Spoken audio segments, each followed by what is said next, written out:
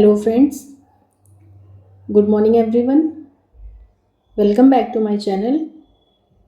आई hope आप सभी बहुत अच्छे होंगे और आप सबकी स्टडीज़ बहुत अच्छी चल रही होंगी। जैसा कि हम लोगों ने जूलॉजी बॉटनी का आप लोगों को पेपर की रिक्वायरमेंट थी बीपीएससी 3.0 का, तो वो मैंने दोनों पेपर्स अपलोड कर दिए हैं चैनल पे। काफ़ी बच्चों ने देखा भी है। काफ़ी क्या आई थिंक कि अब पता नहीं इतने ही जेन्युइन लोग जुड़े हुए हो क्या, बाकी सारे फेक सब्सक्राइबर्स हैं, ये क्या है मुझे नहीं पता। बट हाँ ठीक है, इस चीज़ को थोड़ा सा और शेयर कीजिए, ठीक है, क्योंकि आप लोगों के शेयर और कमेंट से ही जो है वो मुझे एक पॉजिटिव एनर्जी मिलती है, पॉजिटिव मोटिवेशन मिलता है। तो मैं उम्मीद करती हूँ कि आप सभी इस चीज़ को थोड़ा सा और कंटिन्यू करेंगे। बाकी मॉर्फोलॉजी हमने कंप्लीट कर लिया था और उसके इम्पॉर्टेंट पॉइंट्स के साथ मैंने प्रीवियस ईयर क्वेश्चंस भी डिस्कस कर लिए थे। तो अब मैं सोच रही हूँ मॉर्फोलॉजी के बाद में हम लोग पहले एम्ब्रियोलॉजी कंप्लीट कर लेते हैं, ठीक है, पूरा एम्ब्रियोलॉजी, देन उसके बाद में फिर फैमिलीज़, और फिर लास्ट में फिर उसके बाद फिर हम एनाटॉमी करेंगे। बट हाँ, अगर आप लोगों के व्यूज़ नहीं आएंगे ना बच्चे, तो फिर मैं नहीं इस चीज़ को कंटिन्यू कर पाऊँगी। फिर मैं सोच रही हूँ कि बस इम्पॉर्टेंट PYQs ही करवा दूँ और उसके बाद में छोड़ देती हूँ, क्योंकि फिर एनर्जी नहीं बचती है, मोटिवेशन ही नहीं आता है आप लोगों की तरफ से कुछ ऐसा। आप एटलीस्ट अगर मैम आपके लिए कर रही हैं तो आपकी भी तो थोड़ी सी रिस्पॉन्सिबिलिटी बनती है कि नहीं, आप ही बताओ। फ्री ऑफ कॉस्ट कोई अगर आपके लिए इतनी मेहनत कर रहा है तो कुछ तो होगा यार, कुछ तो चाहिए ना गुरु दक्षिणा में, ठीक है। तो विदाउट वेस्टिंग आवर टाइम चलो स्टार्ट करते हैं। तो आज हम क्या पढ़ने वाले हैं, एम्ब्रियोलॉजी, ठीक है। इसमें सबसे पहले फ्लावर के बारे में जो भी इम्पोर्टेंट पॉइंट्स हैं हम वो देखेंगे। उसके बाद में फिर तो सबसे पहले हम क्या पढ़ने वाले हैं, फ्लावर, ठीक है। फ्लावर क्या है, a fascinating organ of angiosperms, ठीक है। एंजियोस्पर्म्स का एक बहुत ही इम्पोर्टेंट ऑर्गन है। सबसे पहले हमारा पहला पॉइंट क्या है इसमें, इन अ टिपिकल कंप्लीट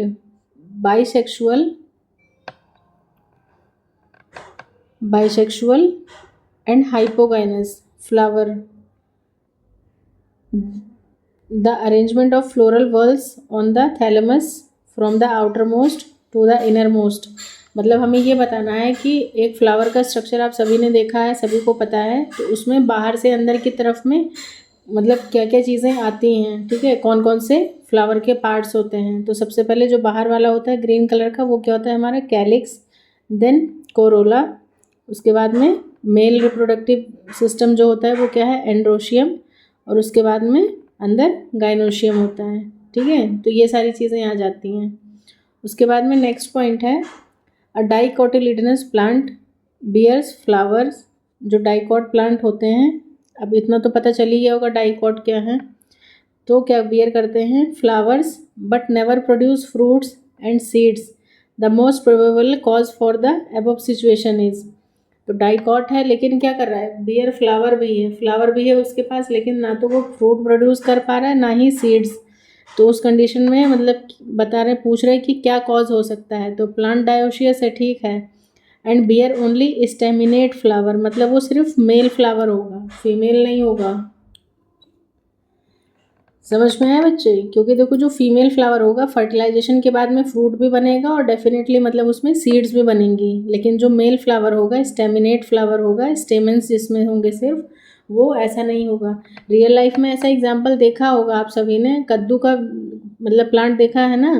कद्दू में देखो मेल फीमेल दोनों तरीके के वो होते हैं, लेकिन जो मेल फ्लावर्स होते हैं वो उनकी संख्या जो है वो ज़्यादा होती है। इसीलिए जैसे बचपन में नहीं पता होगा, या जिन बच्चों ने ये सब चीज़ों को बारीकी से ऑब्ज़र्व किया होगा तो उनको पता होगा कि 6-7 फूल मेल वाले आ जाते थे, उसके बाद एक फ्लावर आता था फीमेल वाला, उसके नीचे छोटा सा मटका रहता था।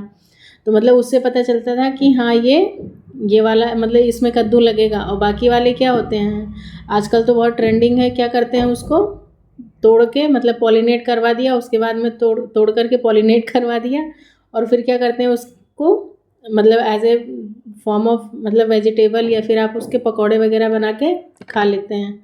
तो ये कंडीशन होती है वहाँ पे। उसके बाद में नेक्स्ट पॉइंट है, the outer most and inner most wall layers of microsporangium in an anther. तो एंथर का जो स्ट्रक्चर है उसमें देखो सबसे पहले बाहर क्या होता है, एपिडर्मिस, ठीक है, और उसके बाद सबसे इनर मोस्ट क्या होता है, टेपेटम। अब ये सब चीज़ें मतलब बेसिक्स हैं, एग्ज़ाम में क्वेश्चन किसी भी तरीके से पूछ सकता है। टेपेटम का स्पेशल फीचर क्या है, नरिशमेंट प्रोवाइड करता है और सारी चीज़ें होती हैं। तो इसकी जो 4 लेयर्स होती हैं एंथर की, वो आप मुझे बताइए, ठीक है, कमेंट सेक्शन में लिख के बताओगे या मैं ही बता दूँ? चलो ठीक है, मैं ही बता देती हूँ। तो इसको एक बार हम थोड़ा सा मतलब एंथर का स्ट्रक्चर जो है वो थोड़ा सा डिटेल में देखते हैं, ठीक है, क्योंकि इससे भी there are so many chances कि आपको कोई ना कोई क्वेश्चन जो है वो एग्ज़ाम में मिलता है देखने के लिए, ठीक है। तो एक बार हम थोड़ा सा ब्रीफ में इसको देख लेते हैं डायग्राम्स के साथ में। और आप सभी आई होप सो कि आप कॉपी पेन लेकर बैठते हैं साथ में, या फिर आपके पास जो भी डायग्राम अवेलेबल है ना उसको मतलब आप साथ में लेकर के बैठिए। तो आप साथ साथ जब चीज़ों को वो करते चल मतलब साथ साथ जब आप रिकॉल करेंगे ना तो बहुत अच्छे से मतलब आपको याद हो जाएंगी चीज़ें, ठीक है। तो एक बार इसका हम डिटेल डायग्राम देखते हैं। सो फ्रेंड्स, ये रहा मतलब मैंने डायग्राम जो है थोड़ा सा मतलब कलरफुल बनाने की कोशिश की है। आई थिंक ज़्यादा कलरफुल हो गया है, बट डोंट वरी, यहाँ पे मैंने डिफरेंट कलर्स इसलिए यूज़ किए हैं ताकि जो डिफरेंट डिफरेंट लेयर्स हैं ना वो आपको इजीली डिस्टिंग्विश हो सकें, ठीक है। बाकी मैं एक्सप्लेन कर रही हूँ, आप साथ साथ में इसको एक बार आप समझ लेंगे ना तो आप डेफिनेटली मतलब आई होप कि आपको फिर कोई प्रॉब्लम नहीं होगी इसमें। सो बेसिकली यहाँ पे 4 टाइप्स ऑफ लेयर्स देखी जाती हैं, ठीक है। सबसे फर्स्ट वन जो है वो है हमारी एपिडर्मिस। उसके एपिडर्मिस के अंदर, ठीक है, क्या आती है हमारी एंडोथीसियम। उसके बाद में आते हैं हमारी मिडल लेयर, और फिर लास्ट वाली जो सबसे इनर मोस्ट है which is known as tapetum, ठीक है। तो कितनी लेयर्स हो गई, साथ साथ रिवाइज करते रहो, ठीक है। एपिडर्मिस, एंडोथीसियम, मिडल लेयर और टेपेटम। बिसाइड्स ऑफ दिस आपको क्या क्या चीज़ें यहाँ पे देखने को मिलती हैं वो देखते हैं। सबसे पहले एक ये बहुत ही इंपॉर्टेंट निकल के आता है, ये कनेक्टिव होता है, ठीक है, जिसके साथ क्या होता है, स्टेमन जो है मतलब एंथर का पार्ट जो है वो स्टेमन से नीचे लगा होता है। जो स्टेमन होता है उसमें क्या होते हैं, 2 पार्ट्स होते हैं बेसिकली, ठीक है। एंथर, ये जिसका हम लोग टीएस देख रहे हैं, और साथ ही फिलामेंट जो कनेक्ट होता है। तो फिलामेंट जिस पोर्शन से कनेक्ट होता है which is called as connective, ठीक है, ये कनेक्टिव होता है। बाकी आपको पता है कि एंथर हमारा कैसा है, ये अब तो पता चल जा रहा होगा ना देख करके कि ये बाइलोब्ड है, डाइथिकस है, या फिर मोनोलोब्ड है, बाइस्पोरेंजिएट है, या बाइलोब्ड टेट्रास्पोरेंजिएट, ठीक है। तो ये सारे डाउट्स आई थिंक अब आपके क्लियर हो चुके हैं। सपोज दैट ये चीज़, ये जो है ये क्या है, हमारा स्टेमन है, ठीक है। अब स्टेमन में भी ये जो ऊपर वाला पार्ट है this is known at what we call it anther, और ये क्या हो जा रहा है, हमारा फिलामेंट हो जा रहा है। तो मैंने क्या किया है कि बस इस पोर्शन का मैंने टीएस लिया है, ठीक है। जब इस पोर्शन का हम टीएस ले रहे हैं तो कुछ इस तरीके से हमें ये चीज़ें दिखाई दे रही हैं। और यहाँ पे देखो बच्चे ध्यान से कि ये जिस जगह पे ये मतलब ये कनेक्टेड है ना, ये फिलामेंट, ये चीज़ इसको मतलब ध्यान रखिएगा, इसको हम लोग क्या बोलते हैं, और कनेक्टिव टिश्यूज से ये क्या होता है, मिलके बना होता है।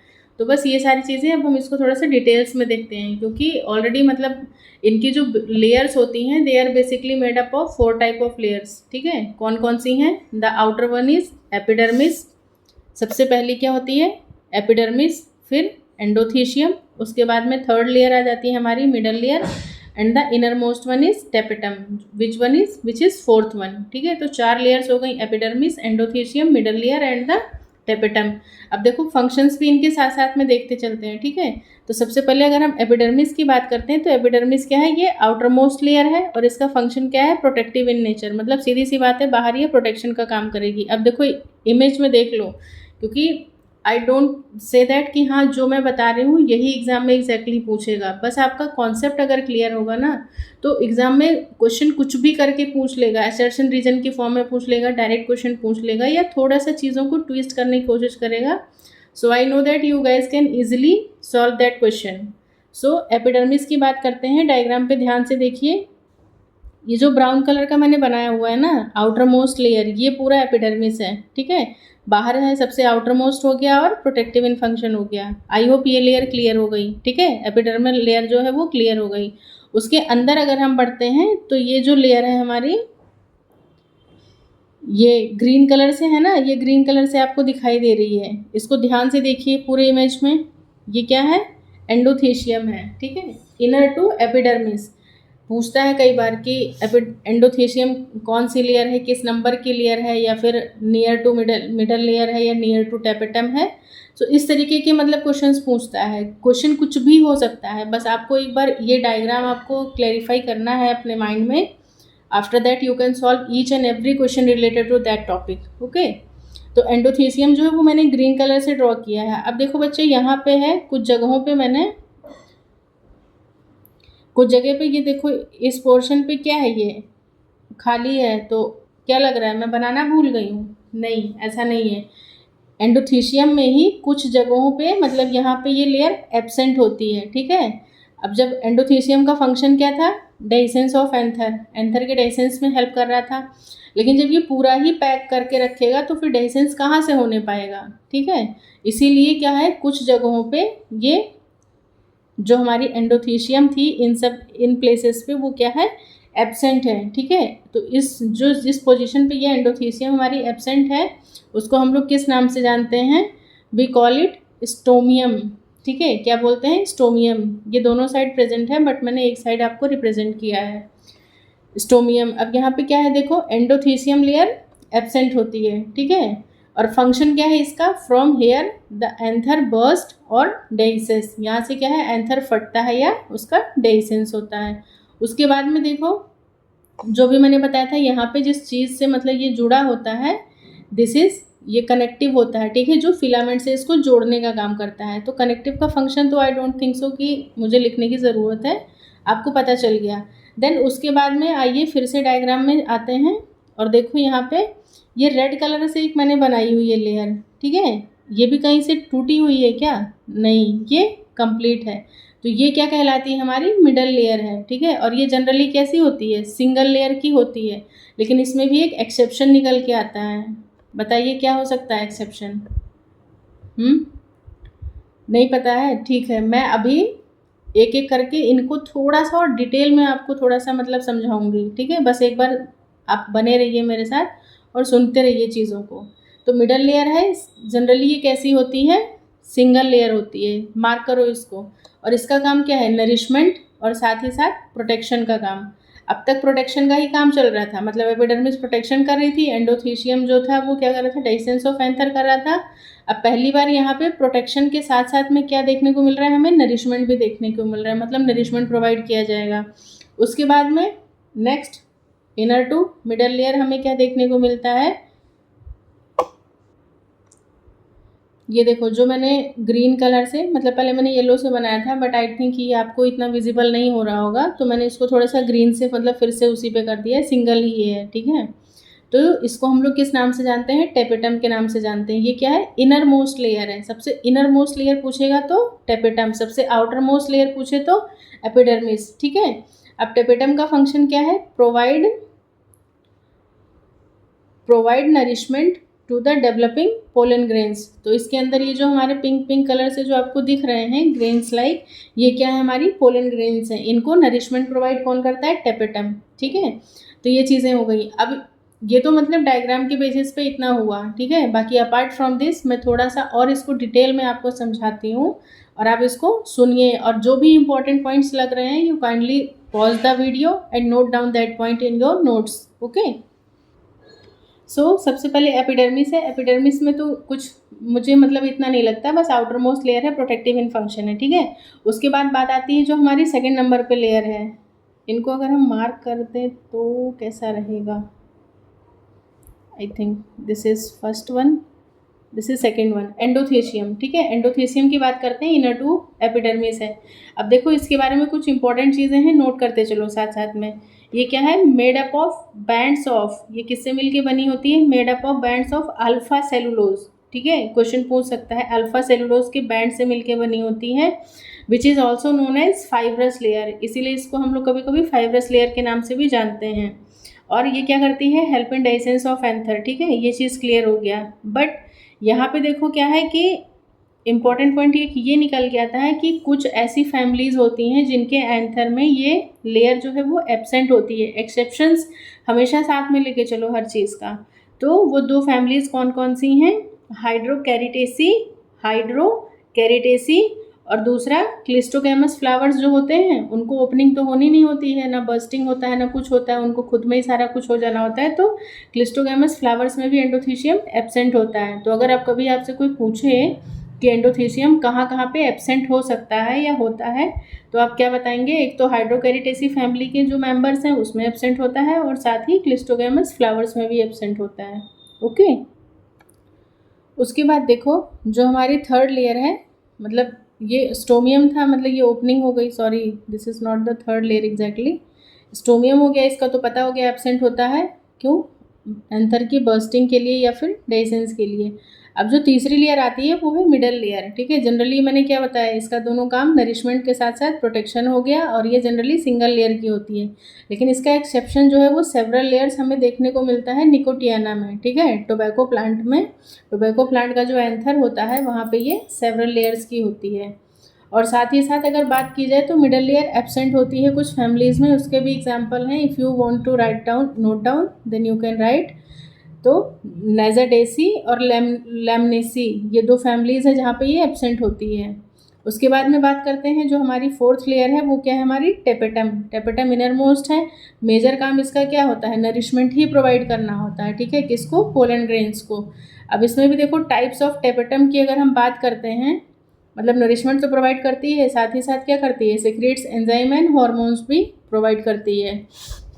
फिर अगर हम थोड़ा सा डिटेल में देखना चाहें टेपेटम को, तो मैं बोल रही हूँ, आप सुन लीजिए एक बार, कि टेपेटम 2 तरीके की होती हैं। एक लेयर जो होती है, मतलब टेपेटम लेयर 2 तरीके की होती है, एक सिक्रेटरी होती है और एक अमीबॉइड इन नेचर होती है। तो जो सिक्रेटरी इन नेचर होती है वो मोस्ट कॉमन होती है, ठीक है। अब सिक्रेटरी में क्या क्या चीज़ें आ जाती हैं, मोस्ट कॉमन होती है, सिक्रेटरी इन नेचर है, secrete all the enzymes which are required for the development of the pollen grains, ठीक है, ये काम करती है। दूसरा पॉइंट है सिक्रेट्स कैलोज एंजाइम।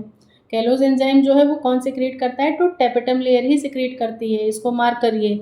उसके बाद में remains non degraded through out the development of pollen grains, मतलब जब तक पोलन ग्रेन्स अच्छे से मेच्योर नहीं हो जाते हैं, डेवलप नहीं हो जाते हैं, तब तक ये क्या करती है, नॉन डिग्रेडेबल रहती है, मतलब वो मेंटेन रखती है अपने आप को।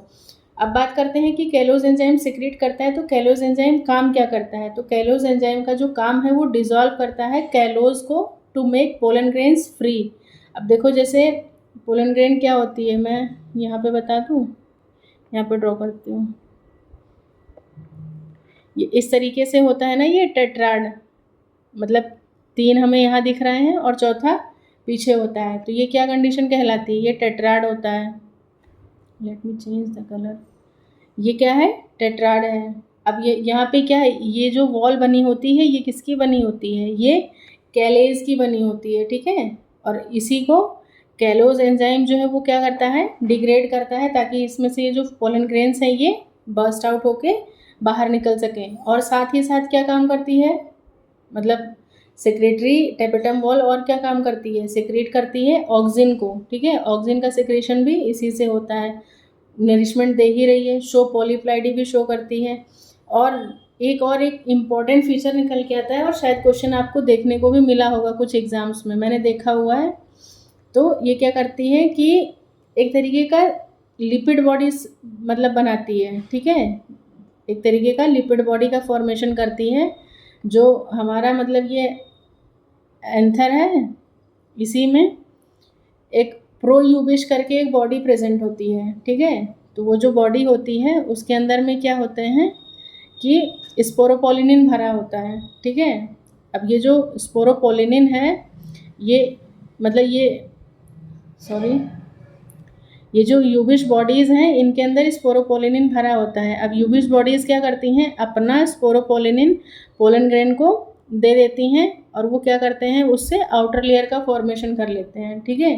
तो ये क्वेश्चन भी अगर पूछता है कि यूबिश बॉडी का फॉर्मेशन या यूविश बॉडी से रिलेटेड अगर कोई क्वेश्चन आता है तो वो काम भी किसके द्वारा किया जा रहा है, टेपेटम के द्वारा किया जा रहा है। और टेपेटम में भी किस टाइप की टेपेटम जो है वो सिक्रेटरी वाली जो है, सिक्रेटरी इन नेचर, उस टाइप की टेपेटम लेयर जो है वो सिक्रेट करती है लिपिड बॉडी नोन एज यूविश बॉडी। यूविश बॉडी क्या कर रही है, स्पोरोपोलिनिन बना रही है which is the hardest substance, और फिर उसी स्पोरोपोलिनिन से क्या बना लेते हैं ये लोग, exine of the pollen grain बना लेते हैं। और बाकी स्पोरोपोलिनिन का तो पता ही है आपको कि not degraded by any enzyme और केमिकल या रेडिएशंस या फिर माइक्रोबियल एक्शंस से, ठीक है। कितने सालों, कितने करोड़ों सालों तक मतलब ये एज इट इज़ पड़े रहते हैं, इनमें कोई असर नहीं पड़ता है। तो ये कुछ इंपॉर्टेंट चीज़ें हो गई about the anther. I hope आपको समझ में आया होगा। बाकी अगर मैंने कुछ गलत बताया है so please feel free to correct me in the comment section. चलते हैं हमारे नेक्स्ट पॉइंट की तरफ। So our next point is occurrence of triploid 3n primary endosperm nucleus is characteristic feature of। तो 3n कहाँ पे बनता है, एंजियोस्पर्म में। और जिम्नो का क्या था, एंडोस्पर्म हैप्लॉइड था। Non essential floral organs in a flower are. तो एसेंशियल मैंने बताया था क्या होता है, एंड्रोशियम और गाइनोशियम, और नॉन एसेंशियल मतलब sepals and petals. Non essential इसलिए क्योंकि इसका मतलब जो एग्जैक्ट फर्टिलाइजेशन है वहाँ पे इसका कोई रोल नहीं है। हाँ, बाकी जो भी मतलब ऑर्गन्स हैं, मेल रिप्रोडक्टिव फीमेल रिप्रोडक्टिव, उसको प्रोटेक्शन का काम करता है, इसीलिए इसको क्या बोलते हैं, नॉन एसेंशियल या एक्सेसरी, ठीक है। What we call it, accessory organs भी कह सकते हो।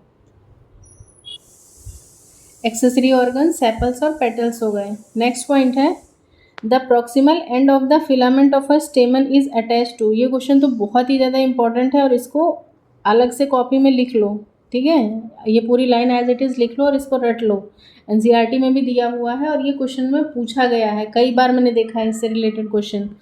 तो कह रहा है कि the proximal end of the filament of a stamen is attach to the. तो जो प्रॉक्सिमल एंड है वो किससे अटैच होता है, थैलेमस से and the petal of the flower.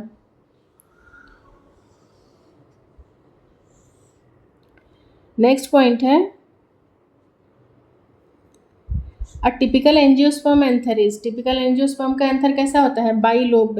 Already told you, single lobe, दो लोब हो गया, बाई लोब्ड टेट्रास्पोरेंजिएट। नेक्स्ट है theca of anther is separated by. तो क्या होता है, एक लॉन्गिट्यूडनल ग्रूव होता है, ठीक है, जो सेपरेट करता है दो थीका को। And anther is consisting of, तो इसमें कितने होते हैं, 4 माइक्रोस्पोरेंजिया होते हैं, अब तो सबको पता चल गया होगा। फ्लावर्स आर, फ्लावर्स क्या हैं, embryological marvels, morphological marvels. Next है in angiosperm the site of sexual reproduction कहाँ पे होती है, फ्लावर्स में होती है। Flower is a highly modified and condensed reproductive shoot specially meant for sexual reproduction. Next point है male and female reproductive structures of the angiosperm are androecium and gynoecium respectively. Male androecium, female gynoecium. Next है science of cultivation, breeding, marketing and arrangement of flowers is called as floriculture. Again this one is important for you.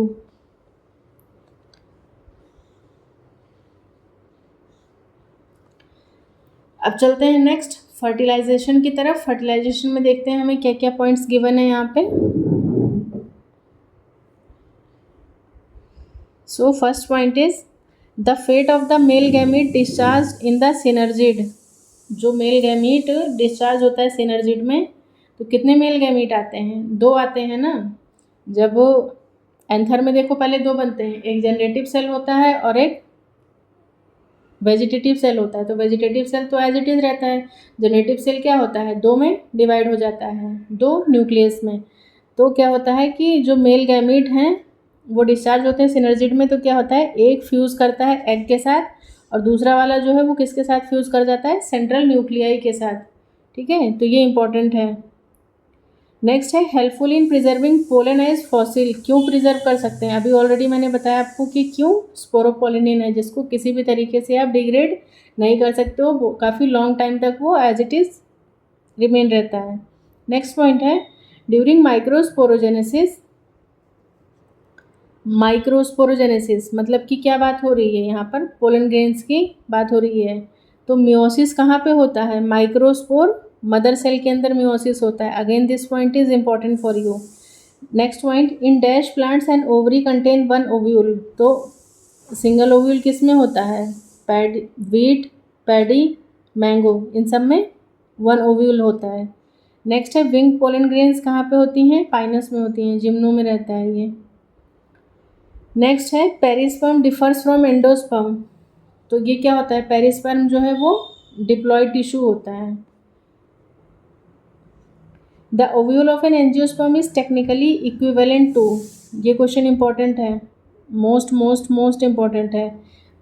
जो ovule है उसका structure भी मतलब megasporangium है, उसको भी मतलब मुझे डिटेल में आई थिंक आपको बताने की ज़रूरत है, क्योंकि उससे भी बहुत सारे क्वेश्चंस जो हैं, ये चैप्टर ही अपने आप में बहुत ज़्यादा इंपॉर्टेंट है, बहुत सारे क्वेश्चंस क्लियर करता है। So the ovule of an angiosperm, ovule angiosperm का टेक्निकली किस नाम से जानते हैं? उसको मेगास्पोरेंजियम के नाम से जानते हैं। नेक्स्ट है, most common type of embryo sac in angiosperm. अब देखो ओव्यूल की बात की, अब उसके बाद में किसकी बात कर रहे हैं? यहाँ पे एम्ब्रियो सैक की बात कर रहे हैं। तो most important type of embryo sac angio में कैसा देखने को मिलता है हमें? Monosporic with 3 sequential mitotic divisions. This point is also very very very important. Next point है, in a flower if the megaspore mother cell forms megaspores without undergoing meiosis and if one of the megaspore develops into an embryo sac, तो फिर वो कैसा रह जाएगा? Diploid ही रह जाएगा, क्योंकि मियोसिस होगी नहीं, तो जैसा था एज इट इज़ रह जाएगा। नेक्स्ट है, preserving pollen as a fossil has proved helpful in sporopollenin. Next point is ploidy of endothecium. अब देखो endothecium, microspore, mother cell, tapetum और माइक्रोस्पोर, इन सब की हमें प्लॉयडी बतानी है। तो देखो एंडोथीसियम तो हमारा 2n होता है, माइक्रोस्पोर मदर सेल भी 2n होगा, टेपेटम लेयर भी 2n है, लेकिन माइक्रोस्पोर की अगर बात की जाए तो ये क्या है हमारा? n हो जाता है, हैप्लॉइड। नेक्स्ट है, both autogamy and geitonogamy are prevented in papaya. Autogamy मतलब कि सेम उसमें कर लेना, सेम फ्लावर में ही हो जाना, और जिटोनोगमी सेम प्लांट के डिफरेंट फ्लावर्स में हो जाना। तो पपाया कैसा होता है बताइए? डायोशियस होता है, ठीक है। और डायोशियस होता है तो फिर इसका मेल और फीमेल दोनों अलग अलग होता है, तो वहाँ पे ना तो ऑटोगैमी पॉसिबल है और ना तो जिटोनोगैमी पॉसिबल है। उसके बाद में नेक्स्ट पॉइंट है, dash many haploid nuclei are present in a mature pollen grain. तो 2 मतलब मैच्योर पोलन ग्रेन में कितने हैं? 2 ही तो हैप्लॉइड न्यूक्लियाई बन के आते हैं, एक उससे फ्यूज़ कर जाता है एग से और दूसरा सेंट्रल न्यूक्लियाई से। नेक्स्ट है, द स्टेमन रिप्रेजेंट, जो स्टेमन है उसको हम लोग किस नाम से जानते हैं? हाँ देखो बच्चे, ये जो नाम वाले हैं ना, इस नाम वाले पे बहुत ज़्यादा कन्फ्यूज़न रहती है, और ये क्वेश्चन बहुत बार पूछा जा रहा है, बहुत बार पूछा है कि देखो स्टेमन्स को हम लोग जनरली किस नाम से जानते हैं? माइक्रोस्पोरोफिल से, ठीक है। स्टेमेंस को माइक्रोस्पोरोफिल से, और स्टेमेंस का ग्रुप जो है वो क्या कहलाता है? फिर एंड्रोशियम कहलाता है। मैं एक बार ओरली में बता देती हूँ, आप अगर आपको पता है तो ठीक है, जिनको नहीं पता है ना वो बच्चे इसको मतलब सुनो और फिर पॉज करके लिख लो इसको एक एक पॉइंट। तो माइक्रोस्पोरोफिल को हम लोग किस नाम से जानते हैं? स्टेमन सिंगल यूनिट है, और इसके ग्रुप को एंड्रोशियम कहेंगे, ठीक है। उसके बाद अगला लिखो मेगास्पोरोफिल। मेगास्पोरोफिल को हम और किस नाम से जानते हैं? पिस्टिल या कार्पल से, ठीक है। ये सिंगल होगा, यूनिट जो है ये पिस्टिल या कार्पल है, लेकिन अगर ये ग्रुप में होंगे तो फिर इनको हम इनके ग्रुप को क्या बोलते हैं? गाइनोशियम, ठीक है।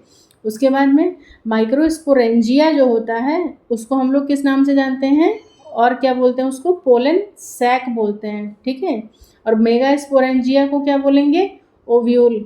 और most common type of ovule क्या है? Bitegmic anatropous. ये भी इंपॉर्टेंट है, इसको नोट कर लीजिए।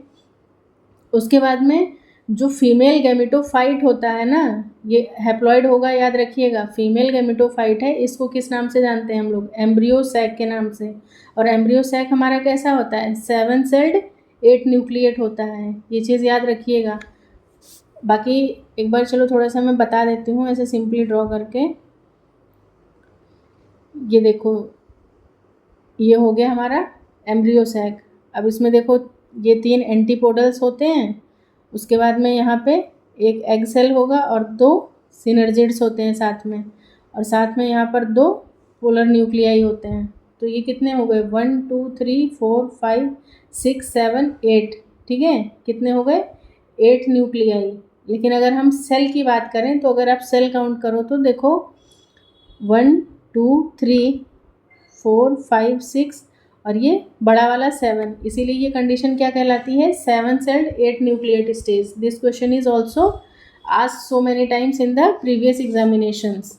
तो फीमेल गैमेटोफाइट को हमने क्या नाम दिया, ये क्या है हमारा एम्ब्रियो सैक, ठीक है। उसके बाद में बात करते हैं मेल गैमेटोफाइट को हम किस नाम से जानते हैं, माइक्रोस्पोर या पोलन ग्रेन्स के नाम से जानते हैं। इसमें कितनी कंडीशंस होती हैं, तो ये 3 सेल्ड का होता है, एक वेजिटेटिव होता है और 2 जनरेटिव सेल्स होते हैं, यानी कि 3 न्यूक्लिएट स्टेज होती है यहाँ पे। उसके बाद में mother cell of female gametophyte, जो फीमेल गैमेटोफाइट का जो मदर सेल है उसको किस नाम से जानते हैं, तो बच्चे वो मेगास्पोर कहलाता है। और mother cell of pollen tube की जब बात की जाएगी तो वो क्या होगा, ट्यूब सेल होता है, ठीक है। और ये क्या है, एक्सटेंशन है किसका, इंटाइन का। जो हमारी पोलन ग्रेन होती है, ये देखो जैसे ये हमारा पोलन ग्रेन है, ये इंटाइन हो गया, और बाहर वाला ये क्या होता है, ऐसे एक्साइन होता है। तो कुछ जगहों पे ये इंटाइन जो है, एक्साइन जो है वो ब्रेक रहती है, और जो पोलन ट्यूब का फॉर्मेशन होता है वो जो इंटाइन होती है यही क्या करती है, आगे प्रोसीड आउट हो जाती है, एक्सटेंशन हो जाता है इसी का, और ये क्या बना लेता है, पोलन ट्यूब का फॉर्मेशन करता है।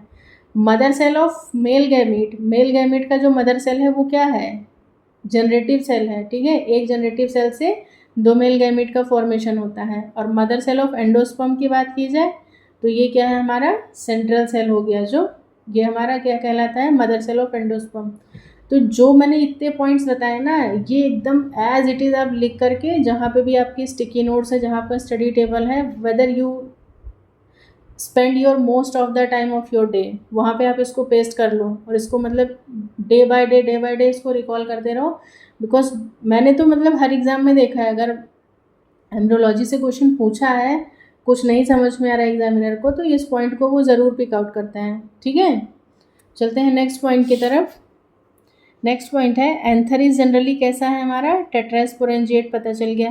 The anther wall consist of 4 wall layers where middle layer lie between. तो मिडल लेयर किसके बीच में, देखो अभी मैंने बताया था ना कि लेयर्स को ध्यान से देखो आप सभी। तो मिडल लेयर किसके बीच में, एंडोथीसियम और टेपिटम के बीच में लाई कर रही है।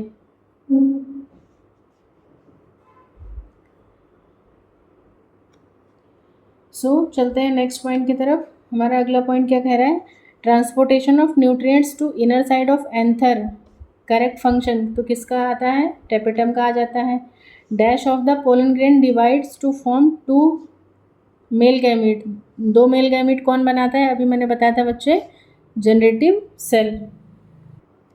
बाकी जब भी मैं पढ़ाती हूँ तो अगर एनसीईआरटी है आपके पास तो उसको साथ में लेके ज़रूर बैठा करो। ये सारी चीज़ें जो हैं मतलब आप बहुत अच्छे से मतलब इसको देख सकते हो। मुझे नहीं लगता यहाँ पे मतलब बना के फिर से बताने की ज़रूरत है। पेज नंबर 23 पे जब आप जाओगे पार्ट +2 वाली एनसीईआरटी पे, पेज नंबर 23 खोलोगे, वहाँ पे सीधे सीधे दिया हुआ है फिगर 2.5 में एनलार्ज व्यू ऑफ है पोलन ग्रेन, ठीक है। पोलन ग्रेन कैसी है, पहले टेट्राड है, उसमें देखो पिंक कलर के पोलन ग्रेन्स अंदर पड़े हुए हैं और फिर वो ऐसा स्ट्रक्चर है और कैलोज की वॉल बनी हुई है वहाँ पे। फिर उसके बाद में क्या कह रहा है कि देखो stages of a microspore maturing into a pollen grains, पहले एक सिंगल सेल होता है, फिर उसके बाद में वो थोड़ा सा डिवाइड करता है, वैक्यूल्स होते हैं, न्यूक्लियस होता है, फिर उसके बाद में एसिमेट्रिक स्पिंडल बनता है उसमें, फिर वो डिवाइड हो जाता है 2 सेल्स में। तो ऊपर वाला जो सेल होता है वो बड़ा होता है, वेजिटेटिव सेल। यहाँ ये क्वेश्चन भी बहुत इंपॉर्टेंट है और कई बार पूछा भी गया है कि वेजिटेटिव सेल या जनरेटिव सेल में से कौन सा वाला जो है वो बड़ा होता है। तो हमेशा याद रखिएगा कि वेजिटेटिव सेल इज़ बिगर। क्यों बड़ा होता है, क्योंकि उसको क्या करना होता है, वेजिटेटिव सिंपली लाइन देखो, the vegetative cell is bigger and has abundant food reserve, उसके पास बहुत सारा फूड रिजर्व होता है, and has large irregularly shaped nucleus. और वो फूड रिजर्व क्या करता है, अपने लिए नहीं, वो जो जनरेटिव सेल होता है ना उसी को न्यूट्रिशन प्रोवाइड करने के लिए रहता है ये चीज़।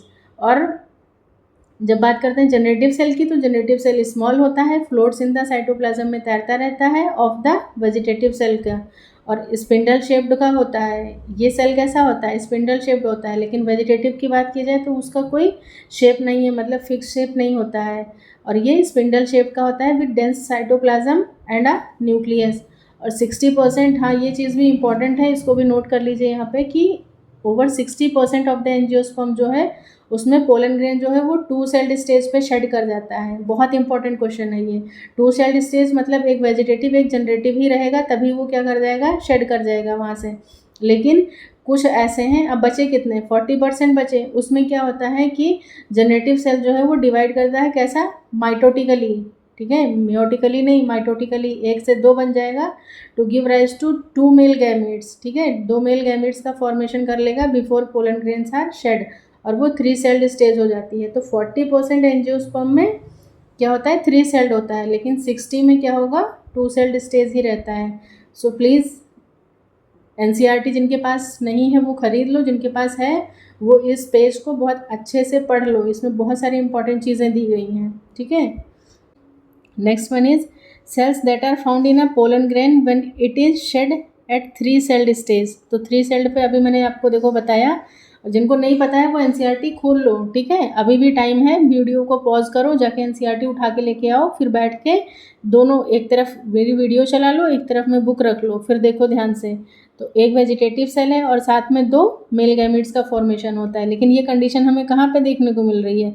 40% ऑफ एनजीओ में ही देखने को मिल रहा है, बाकी जो 60% है उसमें क्या है? 2 सेल्ड स्टेज में ही शेडिंग हो जाती है।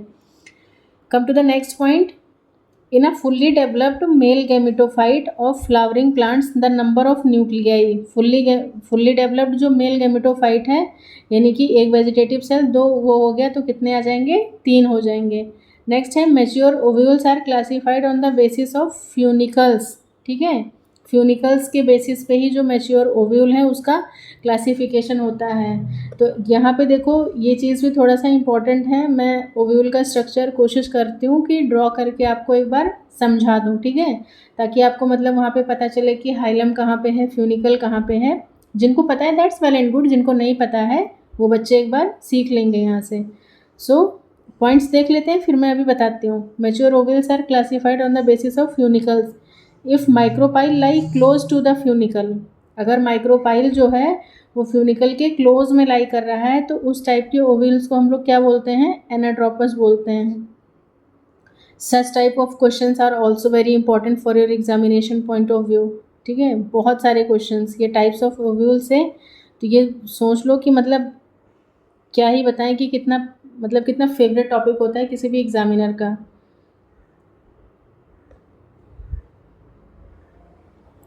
नेक्स्ट पॉइंट है the function of filiform apparatus in an angiosperm of, मतलब एम्ब्रियो सैक में जो फिलीफॉर्म अपरेटस मैंने बताया था एग सेल के साथ लगे होते हैं, तो उन दोनों का काम क्या होता है? They guide the pollen tube into a synergid, ठीक है। उसके बाद में नेक्स्ट पॉइंट है male and female flower are present on different plant, यानी कि डायोशियस कंडीशन है, तो वो क्या क्या चीज़ इस्टेब्लिश करती है? इंश्योर्स करती है जीनोगैमी में, यानी कि पपाया में। देखो ऑटोगैमी और जीटोनोगैमी ऐसे याद रख लो। ए जी जो है ये मतलब पास पास में ही है ना, अल्फ़ाबेटिकली भी देखा जाए तो ए और जी, मतलब ए और जी अल्फ़ाबेट के बीच में ज़्यादा डिफरेंस नहीं निकल के आता है, तो ए और जी के बीच में ज़्यादा डिफरेंस नहीं रहता है, इसीलिए ये कंडीशन कहाँ पे होती है? मतलब ये हमेशा सेम प्लांट में देखने को मिलेगा आपको। और जो जीनोगैमी है मतलब एक्स देखो वैसे ही क्या है, मतलब ये मैं अपना बता रही हूँ जो मैंने जिस तरीके से लर्न किया है, आई नो कि आपका कुछ और तरीका होगा, but if you like you can grasp it.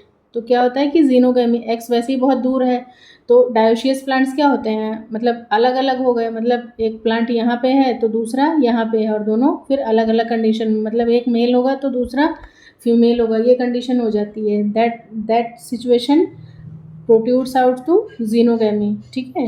Come to the next point, again I am saying ये चीज़ें भी इम्पॉर्टेंट हैं, और ये सब डायरेक्ट एनसीईआरटी की चीज़ें हैं, इसमें कुछ वैसा नहीं है कि आपको नहीं पता होगा। नेक्स्ट है the female gametophyte of a typical dicot at the time of fertilization, मतलब जब पूरा मेच्योर हो जाएगा गैमेटोफाइट तो फिर वहाँ कंडीशन क्या आ जाती है, वो 7 सेल्ड का होता है, ठीक है। और नेक्स्ट पॉइंट है टिपिकल एम्ब्रियो सैक की जब बात की जाएगी तो embryo sac 7 celled 8 nucleate. Next है in angiosperm various stages of reductional division can be best studies in, तो वो कहाँ पे आप देख सकते हैं, यंग एंथर में। Next point is tapetum is found in, tapetum कहाँ होती है, लेयर है, कौन सी वाली लेयर है, जब ऐसे वर्ड्स आ रहे हैं तो आप फटाफट रिकॉल करो उन चीज़ों को, तो एंथर में है। और टेपेटम से रिलेटेड जितनी चीज़ें पता हैं उनको तुरंत तुरंत तुरंत एकदम दिमाग में एकदम ऐसे याद करो। और अगर आप और ज़्यादा अच्छे स्टूडियस हो और लेबोरियस हो तो just you need to write down, ठीक है। उससे क्या है आपकी जीआईसी वगैरह और आने वाले एलटी वगैरह जो भी हैं सारे, जीआईसी तो ऑलरेडी मतलब जीआईसी तो प्री मेंस होता ही था, एलटी भी उसी प्रोसेस पे होगा, तो लिखने की भी प्रैक्टिस करते रहो, ज़्यादा बेटर है। नेक्स्ट पॉइंट है the first cell of male gametophyte in flowering plant, तो फर्स्ट सेल क्या बन रहा है यहाँ पे, माइक्रोस्पोर। नेक्स्ट है the pollen tube usually enters the embryo sac, कहाँ से एंटर करती है, one of the two synergids, जो दो सिनर्जिड होते हैं उनमें से किसी एक के थ्रू पोलन ट्यूब एंटर करती। नेक्स्ट पॉइंट है dioecious plants bearing only mail और फीमेल फ्लावर, तो वहाँ पे क्या नहीं पॉसिबल होगा, ठीक है। यहाँ पे आगे ये है डज नॉट एग्जिबिट्स, क्या नहीं होगा, ऑटोगैमी और जिटनोगैमी नहीं होगा। Next point is the portion of the embryonal axis above the level of attachment of scutellum, तो अबव होगा मतलब उसके लेवल के तो एपिकोटाइल, और अगर बिलो होगा तो hypocotyl. Persistent nucellus is called perisperm is found in the black pepper, black pepper के साथ और दो चीज़ें हैं जहाँ पे ये देखने को मिलता है, kindly mention the answer in the comment section, ठीक है। जिन बच्चों को पता है वो लिखना ज़रूर, और जिनको नहीं पता है वो आके उन कमेंट्स को देखा करो और वहाँ पे अपने रिस्पॉन्स दिया करो। नेक्स्ट है the inner most layer of anther is tapetum, function क्या है, न्यूट्रिशन या नरिशमेंट प्रोवाइड करना। डैश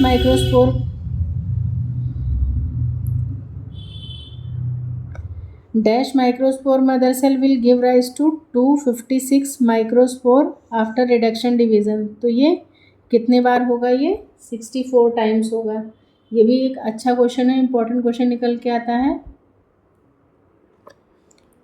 इसको ऐसे भी निकाल सकते हो, मतलब रेंडमली, मतलब जो क्वेश्चन में ऑप्शंस दिए होंगे उनको जस्ट मल्टीप्लाई बाय 4 करना है, क्योंकि रिडक्शन डिवीजन की बात की जा रही है ना, तो 64 को जब आप 4 से गुणा करोगे तो 256 आएगा। बाकी इसका एक फॉर्मूला भी होता है, मुझे अभी याद नहीं आ रहा है, जब याद आएगा तो फिर मैं कभी बता दूंगी उसको।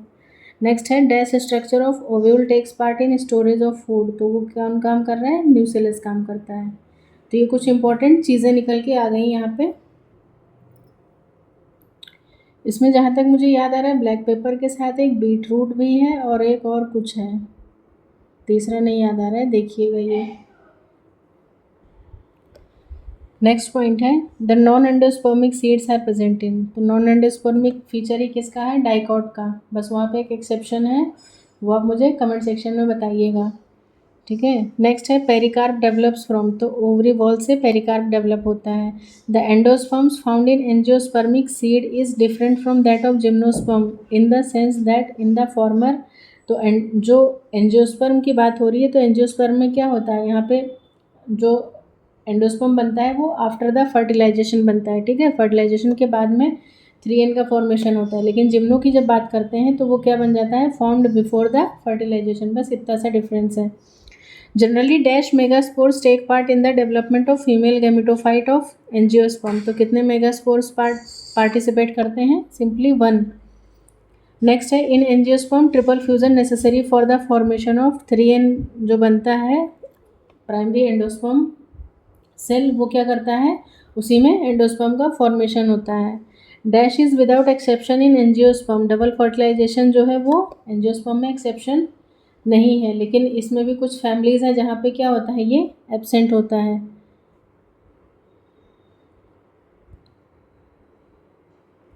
इन endosperm the endosperm in angiosperm is formed after fertilisation, in angiosperm free nuclear division occurs during, तो कब होता है? जब एंडोस्पर्म का फॉर्मेशन होता है।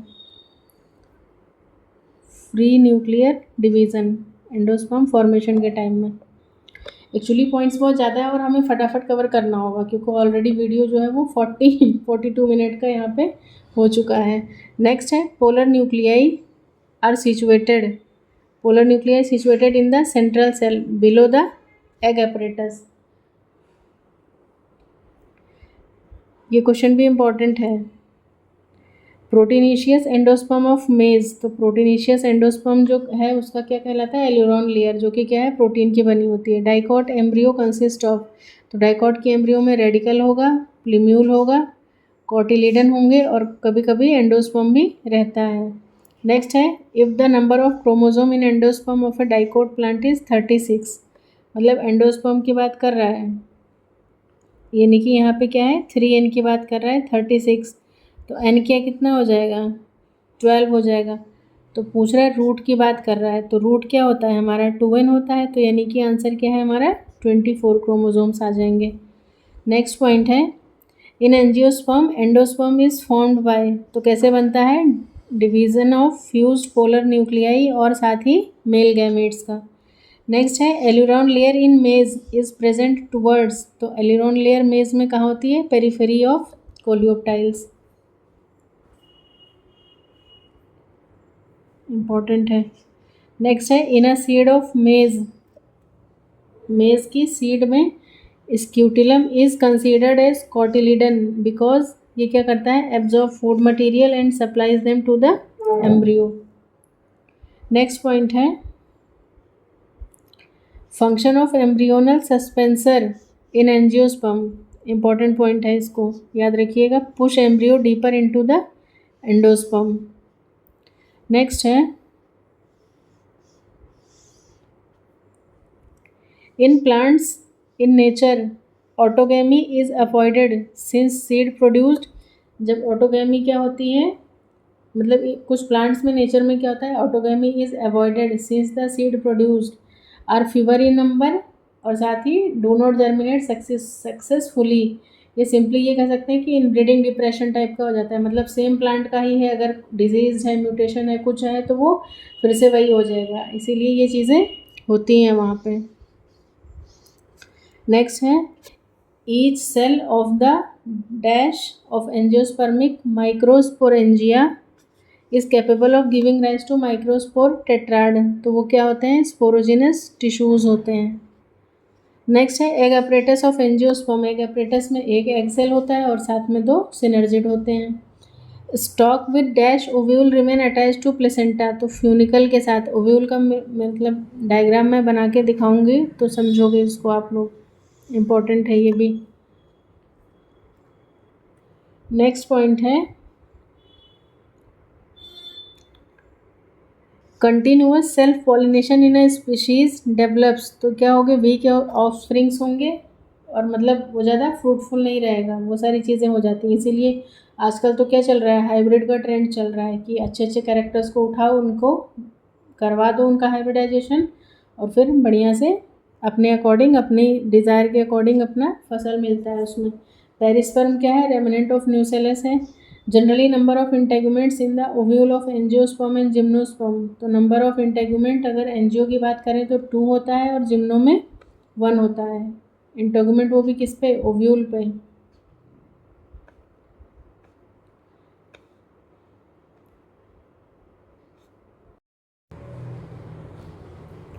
नेक्स्ट पॉइंट है the functional megaspore undergoes 3 mitotic divisions to form, तो क्या फॉर्म करेगा वो? Mature embryo sac. Next point है, this point is also very very important, the microsporangia develop further and become pollen sacs, तो microsporangia किसका formation करते हैं? Pollen सैक्स का। बाकी जो मैंने बताया था कि किसको क्या बोलते हैं वो चीज़ बहुत इंपॉर्टेंट है, उसको लिख लीजिएगा आप सभी। माइक्रोस्पोरेंजियम इज सराउंडेड बाय, तो माइक्रोस्पोरेंजियम जो है वो कितनी वॉल से सराउंडेड होता है? 4 लेयर से होता है। ऑलरेडी हम एंथर का स्ट्रक्चर देख चुके हैं। The outer 3 layers of anther wall perform, क्या फंक्शन परफॉर्म करती हैं? प्रोटेक्शन का और help in dehiscence of anther. Next है the diameter of pollen grains. ये इंपॉर्टेंट है क्वेश्चन, पोलन ग्रेन का डायमीटर पूछा गया है बहुत बार, तो 25 से 50 माइक्रोमीटर का होता है। नेक्स्ट है endothecium layer of anther lobes is present in, तो जस्ट इनसाइड द, मैंने बोला भी था कि अच्छे से समझ लो, इसमें बस वर्ड टू वर्ड ही चीज़ें क्या हैं चेंज करके क्वेश्चन के फॉर्म में आपसे पूछता है। नेक्स्ट है partially developed male gametophyte. Partially developed male gametophyte क्या कहलाता है? पोलन ग्रेन कहलाता है। This is also important. Next point is germ pore, important है। Germ pore is the region where the exine is absent. ठीक है, मैंने बताया भी था कि ये इंटाइन होती है और ये जो एग्जाइन होती है ये कहीं कहीं से क्या होती है? ब्रेक होती है। ठीक है, तो जहाँ से ब्रेक होती है उसी जगह से क्या निकलता है हमारा? ये जो इंटाइन है यही क्या करता है? यही जर्मिनेट करके क्या करता है? पोलन ट्यूब का फॉर्मेशन करता है। तो जहाँ पे ये एब्सेंट होती है उस पोर्शन को या उस पॉइंट को व्हाट वी कॉल? जर्म पोर। ठीक है, ध्यान से देखो क्योंकि इन्हीं वर्ड्स का ही वो होता है भाई एग्जाम में उलट फेर। जर्म पोर है तो किस पे है? ये एग्जाइन पर ही है। ठीक है, और एग्जाइन पर है मतलब कि उस जगह पे क्या है? एग्जाइन एब्सेंट है। ठीक है, तभी वहाँ से क्या है? इंटाइन अंदर से बाहर की तरफ निकलती है ऐसे पोलन ट्यूब का फॉर्मेशन करते हुए। नेक्स्ट है middle layer of microsporangia are placed between. Middle layer जो है वो कहाँ देखने को मिली थी? ये क्वेश्चन फिर से आया हुआ है, तो एपिडर्मिस और टेपेटम के बीच में। वन स्पोरोजिनस सेल प्रोड्यूस, तो एक स्पोरोजिनस सेल है वो कितने number of microspore tetrad produce करेगा? 4। नेक्स्ट पॉइंट है pollen grain is considered as male gametophyte. Pollen grain को और किस नाम से जानते हैं? मेल गैमेटोफाइट के नाम से। अ टेपेटम हैज़, टेपेटम के देखो फीचर क्या है? Dense cytoplasm with more than 1 nucleus. ठीक है, मैनी न्यूक्लिएटेड कंडीशन यहाँ पे होती है।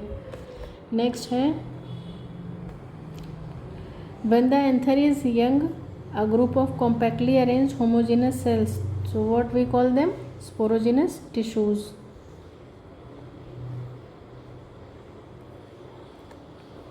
नेक्स्ट है male gamete in angiosperm are formed by the division of. तो मेल गैमीट किससे बन रहा था? किसके डिवीज़न से बन रहा था? तो आप सभी को पता है वो क्या था? हमारा जनरेटिव सेल था। नेक्स्ट है intine layer is made up of. तो इंटाइन जो है वो सेलुलोज और पैक्टिन की बनी होती है। इंपॉर्टेंट पॉइंट है, इंटाइन लेयर सेलुलोज और पैक्टिन की है, और एक्साइन का मैं बता ही चुकी हूँ। नेक्स्ट पॉइंट है इन 60% एंजियोस्पर्म में पोलन ग्रेन क्या है? 2 सेल्ड स्टेज पे। ठीक है, 62 ऐसे याद कर लो, 62। जब 62 याद रखोगे तो 60% 2 में, और जो बचा 40 वो 3। ठीक है, इम्पॉर्टेंट है, बता ही दिया था पहले भी। एम्ब्रियो सैक रिप्रेजेंट, तो एम्ब्रियो सैक है वो किसको रिप्रेजेंट कर रहा है? फीमेल गैमेटोफाइट को। नेक्स्ट पॉइंट है plant can lose viability in 30 minutes. ठीक है, वो कौन कौन से प्लांट्स होते हैं जिनके पोलन ग्रेन्स की वायबिलिटी जो है वो 30 मिनट के बाद ख़त्म हो जाती है? तो एग्जांपल है राइस और वीट। ये भी क्वेश्चन क्या है? एनसीईआरटी का ही है डायरेक्ट, मतलब कि ये रिलीज़ होने के बाद में सिर्फ 30 मिनट तक जो है ये वायबल रहते हैं। उसके बाद में अगला पॉइंट है हमारा arising from placenta are the megasporangia commonly called as, तो ये ओव्यूल्स कहलाता है।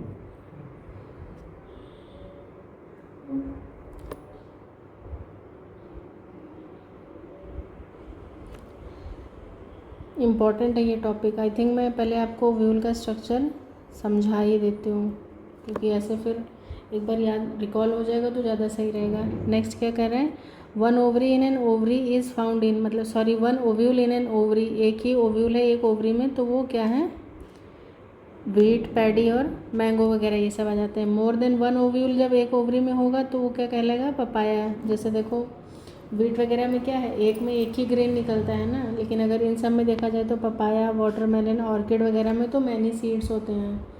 तो ओवरी क्या है, फ्रूट है, ओव्यूल क्या है, सीड है, ठीक है। तो ये मतलब बहुत सारी सीड्स निकलती हैं।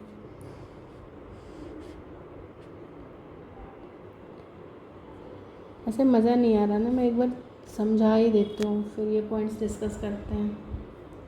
नेक्स्ट है point where one ovule are attach to the placenta, जहाँ पे ओव्यूल प्लेसेंटा से अटैच होता है तो उस जगह को हम लोग किस नाम से जानते हैं, फ्यूनिकल के नाम से जानते हैं।